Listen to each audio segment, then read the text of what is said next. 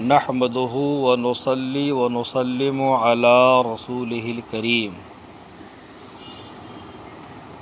میں محمد مشرف رضا، خادم مدرسہ غریب نواز، خیرانی روڈ، ساکی ناکہ، ممبئی، 20 جولائی 2020 بروز پیر۔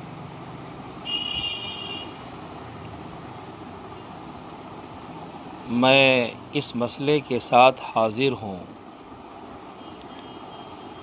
کہ کل قیامت کے دن انسان کو دنیاوی زندگی کے ایک ایک لمحے کا حساب دینا ہوگا اور اس سے انکار کی کوئی گنجائش نہیں ہوگی۔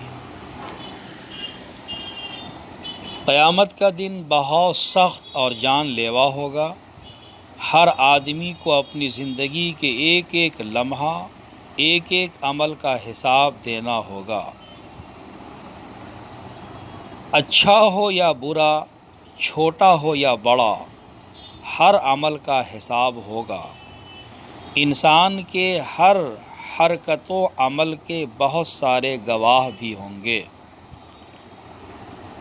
انسان کسی کام کو لوگوں سے چھپ کر اندھیرے میں، تنہائی میں کیا ہوگا، مگر اس عمل کے بھی گواہ وہاں موجود ہوں گے۔ انسان کے عمل کی گواہی قیامت کے دن بہت ساری چیزیں دیں گی۔ ان میں سے چند سماعت فرمائیں۔ کرامن کاتبین، یہ ہر انسان کے کندھے پر مقرر فرشتے ہیں جو اس کے اچھے برے اعمال لکھ رہے ہیں۔ انسانی اعضاء، انسان کی آنکھ، پاؤں، ہاتھ، کان وغیرہ جسم کے جس حصے سے جو کام کیا ہوگا وہ حصہ کل قیامت کے دن اس کی گواہی دے گا۔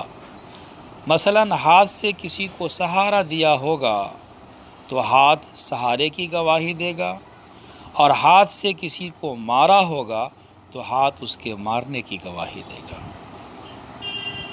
زمین، انسان زمین کے جس حصے پر کوئی نیک و بد عمل کرے گا زمین اس کی گواہی دے گی۔ انسان، کسی انسان کے سامنے کوئی عمل نیک و بد کیا ہوگا وہ انسان اس کی گواہی دے گا۔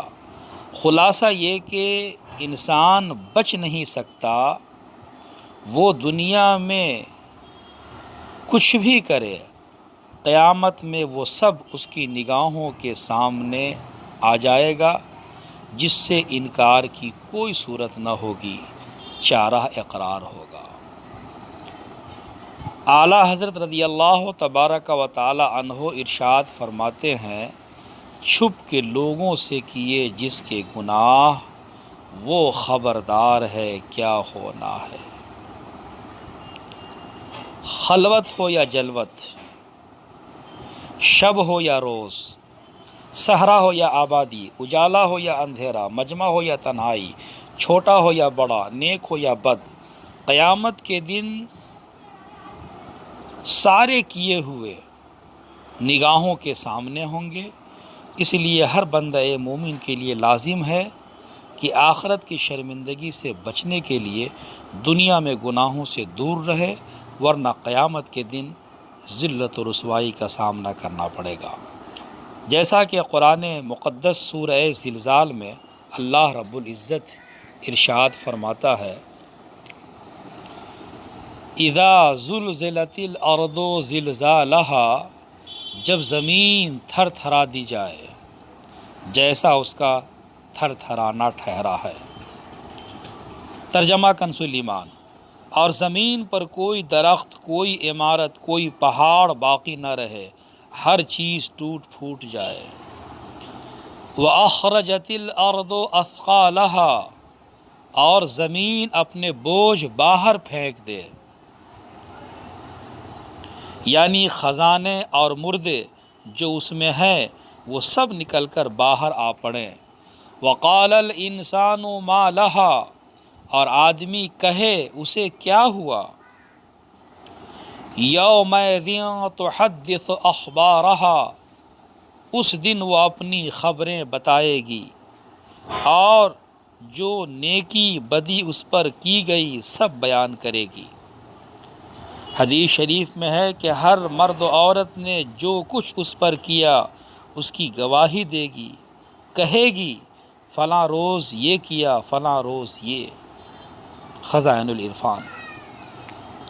بِأَنَّ رَبَّكَ أَوْحَىٰ لَهَا، اس لیے کہ تمہارے رب نے اسے حکم بھیجا، یومئذ یصدر الناس اشتاتا، اس دن لوگ اپنے رب کی طرف پھریں گے کئی راہ ہو کر، کوئی داہنی طرف سے ہو کر جنت کی طرف جائے گا، کوئی بائیں جانب سے دوزخ کی طرف، لِیُرَوْا أَعْمَالَهُمْ، تاکہ اپنا کیا دکھائے جائیں، فَمَن يَعْمَلْ مِثْقَالَ ذَرَّةٍ خَيْرًا يَرَهُ، تو جو ایک ذرہ بھر بھلائی کرے اسے دیکھے گا، وَمَن يَعْمَلْ مِثْقَالَ ذَرَّةٍ شَرًّا يَرَهُ، اور جو ایک ذرہ بھر برائی کرے اسے دیکھے گا۔